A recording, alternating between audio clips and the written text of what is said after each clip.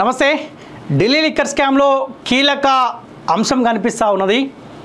ముఖ్యంగా తెలంగాణ రాష్ట్రంలో గత కొన్ని రోజులుగా కొన్ని నెలలుగా లిక్కర్ స్కామ్ గురించి బలంగా సోషల్ మీడియా వేదికగా మనం మాట్లాడుతూ ఉన్నాం. ముఖ్యంగా కాలోజీ టీవీ లిక్కర్ స్కామ్ గురించి బలంగా ప్రతి నిమిషం అప్డేట్స్ అందించే ప్రయత్నం కాలోజీ టీవీ చేస్తూ ఉంది.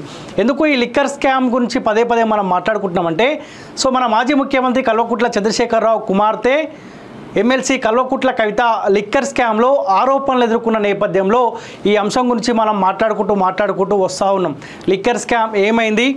కల్వకుంట్ల కవిత లిక్కర్ స్కామ్లో నిజంగా నిందితురాలా, లేకపోతే బీఆర్ఎస్ పార్టీ అయిన తెలంగాణ బతుకమ్మ అని ప్రచారం చేసుకుంటున్న కల్వకుంట్ల కవితని ఏమన్నా బదనాం చేసే ప్రయత్నాలు చేస్తూ ఉన్నారని చెప్పి మనం పదే పదే మాట్లాడుకుంటూ వస్తూ ఉన్నాం. మొత్తానికి కీలక ఘట్టానికి ఈ లిక్కర్ స్కామ్ అంశం చేరుకుంది కూడా.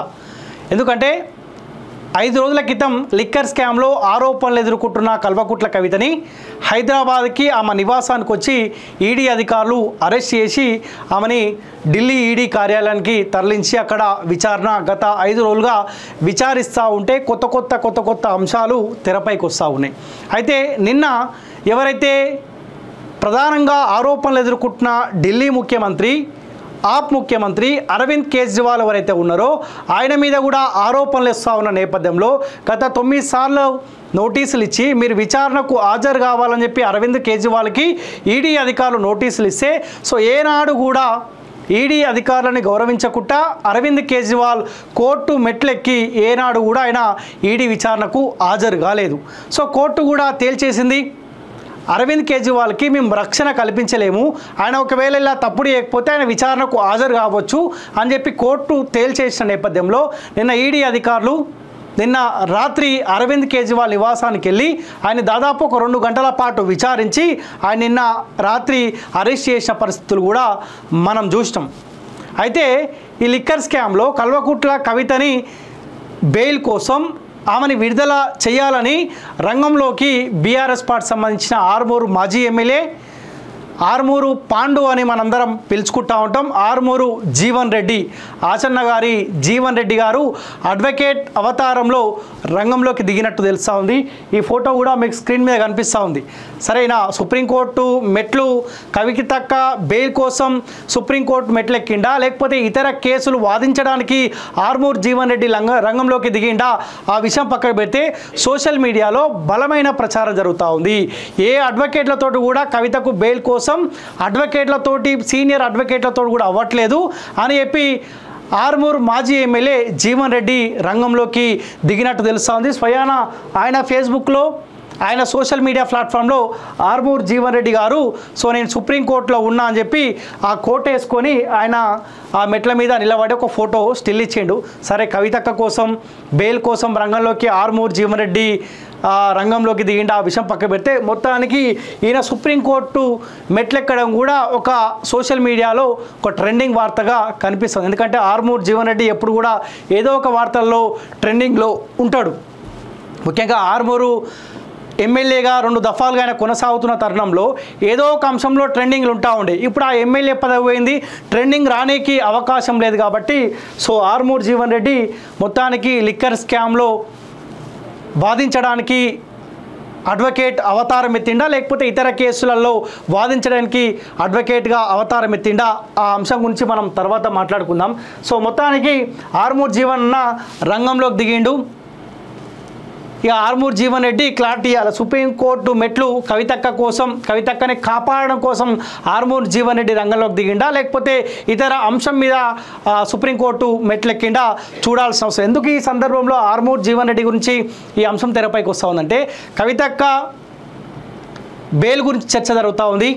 ఈడీ అధికారులు ఆమెను విచారిస్తున్న తరుణంలో అడ్వకేట్ల అవసరం కూడా ఆమెకు ఉంటుంది కాబట్టి ఇక ఇతర అడ్వకేట్లతోటి కవితకు బెయిల్ వచ్చే అవకాశం లేదు కాబట్టి ఆర్మూర్ జీవన్ రెడ్డి రంగంలోకి దిగిండనే చర్చ జరుగుతూ ఉంది.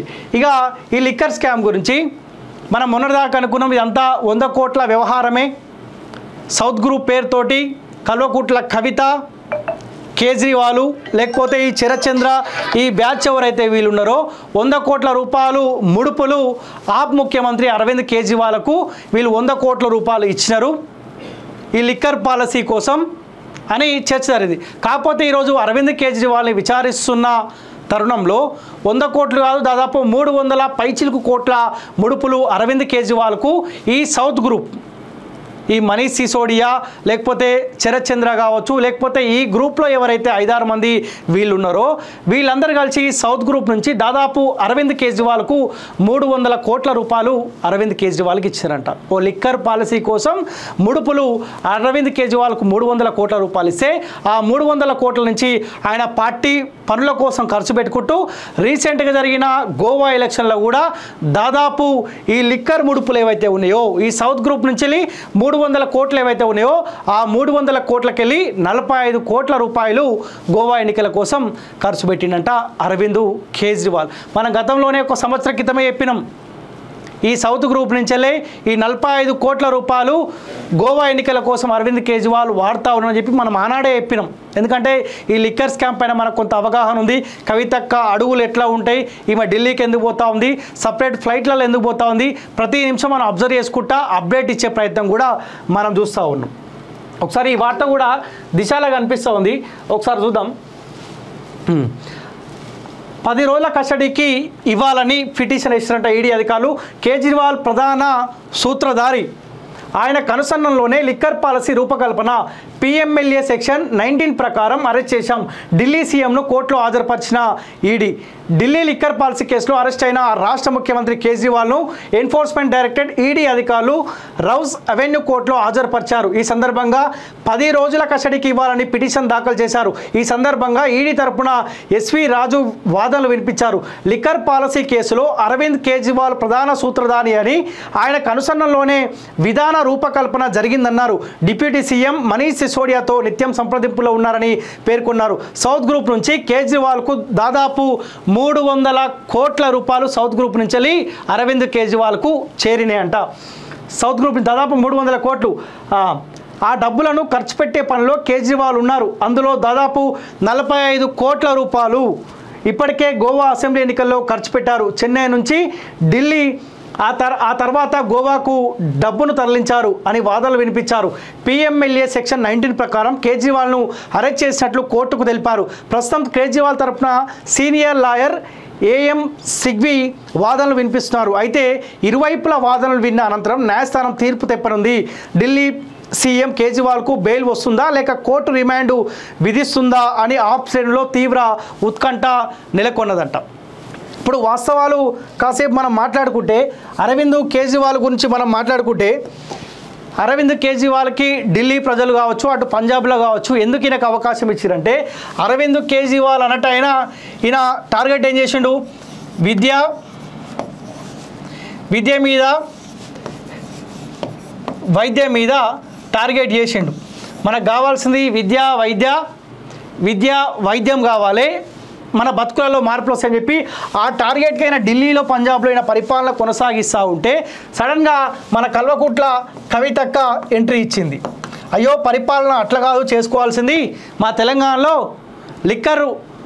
లిక్కర్ దందా చేస్తూ ఉన్నాం, భార్య మెడలలో పుస్తలతాడు తెంపి భర్తలను దూరం చేస్తా ఉన్నామని చెప్పి ఢిల్లీలో లిక్కర్ దందా నడిపించాలని చెప్పి కల్వకుట్ల కవితక్క ఏమీ తెలియని అరవింద్ కేజ్రీవాల్ తోటి కుమ్మక్కయి ఢిల్లీ ప్రజలను కూడా భర్తలకు భార్యలను దూరం చేయాలని చెప్పి ఓ ప్రైవేట్ లిక్కర్ పాలసీని తీసుకొని వచ్చి గవర్నమెంట్ కనుసంధానంలో పనిచేస్తే మనకు ఆమ్దాని తక్కువ వస్తుంది, ఆదాయం తక్కువ వస్తుంది అని చెప్పి దీని ప్రైవేటీకరణ ఒక పాలసీని తీసుకొని వస్తే అర్ధరాత్రి వరకు మనం మద్యం అమ్మొచ్చు, మనకు నచ్చిన రేట్లలో ఈ మద్యాన్ని ప్రజలకు అందొచ్చు, డోర్ డెలివరీ చేయొచ్చు అని అరవింద్ కేజ్రీవాల్ ఉసుగొల్పి దాని ద్వారా ఈ సౌత్ గ్రూప్ ద్వారా ఇండో స్పిరిట్ అనే ఒక కంపెనీని తీసుకొని వచ్చి దాదాపు 300 కోట్ల రూపాయల ఆశ చూపించి అరవింద్ కేజ్రీవాల్ని ఇలా ఇరికిచ్చిందే కల్వకుట్ల కవితక్క ఆల్రెడీ ఈ తెలంగాణని సర్వనాశనం చేసిన 10 సంవత్సరాల కాలంలో. మళ్ళీ అటు ఢిల్లీ ప్రశాంతంగా ఢిల్లీలో పరిపాలన చేసుకుంటున్న అరవింద్ కేజ్రీవాల్కు అంటించి ఈ లిక్కర్ దందా ఆయనని ఈరోజు కటకాటాలకు నెట్టిందే కల్వకుట్ల కవిత. ఆయన ఏం చేశాడు పాపం, నమ్మిండ్రు. ఆయన నిజంగా ఆదాయం వస్తే ఏ లక్ష్యం కోసం అయితే విద్యా వైద్యం టార్గెట్గా నేను పరిపాలన చేస్తా ఉన్నాను, ఒకవేళ ఆదాయం వస్తే నేను కూడా ఢిల్లీలో కొంత మార్పులు తీసుకురావచ్చు అని ఆశ ఆయనకు ఉండొచ్చు. కానీ ఓవరాల్ ఈ కల్వకుట్ల కవిత, ఈ సౌత్ గ్రూపు, ఈ బ్యాచ్ ఎవరైతే ఆడిన ఆటలో అరవింద్ కేజ్రీవాల్ బలైండు. సింపుల్గా కల్వకుట్ల కవితక్క చేసే పనులు అట్లా ఉంటాయి. మొత్తానికి ఈ ఢిల్లీ లిక్కర్ స్కామ్లో 100 కోట్ల నుంచి దాదాపు 300 కోట్ల దాకా వెళ్ళినట్టు తెలుస్తూ ఉంది. ఇక కల్వకుట్ల కవితక్కని, అరవింద్ కేజ్రీవాల్ని ఎవరైతే ఇప్పటివరకు దాదాపు 13 పైచీలకు అనుకుంటుంది దీంట్లో అరెస్ట్ అయింది, వీళ్ళందరినీ ఒక్క దగ్గర కూర్చోబెడితే ఇంకా ఎన్ని ముడుపులు పుట్టినాయి, 300 కోట్ల దాకానే ఈ లిక్కర్ స్కామ్ ఆగిపోయే అవకాశం ఉందా, లేకపోతే ఇంకెక్కువ సొమ్ము ఇంకా బయటికి వచ్చే అవకాశం ఉంటుందా? అరవింద్ కేజ్రీవాల్ని, కవితక్కని, ఈ బ్యాచ్ని మొత్తం ఒక్క దగ్గర విచారిస్తే ఇంకా ఈ అంశం బయటకు వచ్చే అవకాశం ఉంటుంది. ఇంకో ఆర్మూర్ జీవన్ రెడ్డి అన్న ఫోటో పెట్టుకోండు. ఇగో టుడే సుప్రీంకోర్టులో మరి ఏం పని మీద వేయండు? నిజంగా కల్వకుట్ల కవితక్క అరెస్ట్ తోటి ఆర్మూరు జీవన్ రెడ్డి అన్నకి ఏమన్నా బాధ, భయం ఏమని అనిపించి సో తెల్ల బట్టల మీద వకీల్ సాబ్ అవతారం జీవన్ రెడ్డి అన్న ఎత్తుకుండా, లేకపోతే మరి ఎందుకు వేరే కేసులు వాదించడానికి పోయిండా? సో మొత్తానికి ఆర్మూర్ జీవన్ అన్న మళ్ళీ ట్రెండింగ్లోకి వచ్చిండు. కల్వకుట్ల కవితనే కాపాడడానికి ఆర్మూర్ జీవన్ రెడ్డి రంగంలోకి దిగిండన్న చర్చ కూడా బలంగా జరుగుతూ ఉన్నది.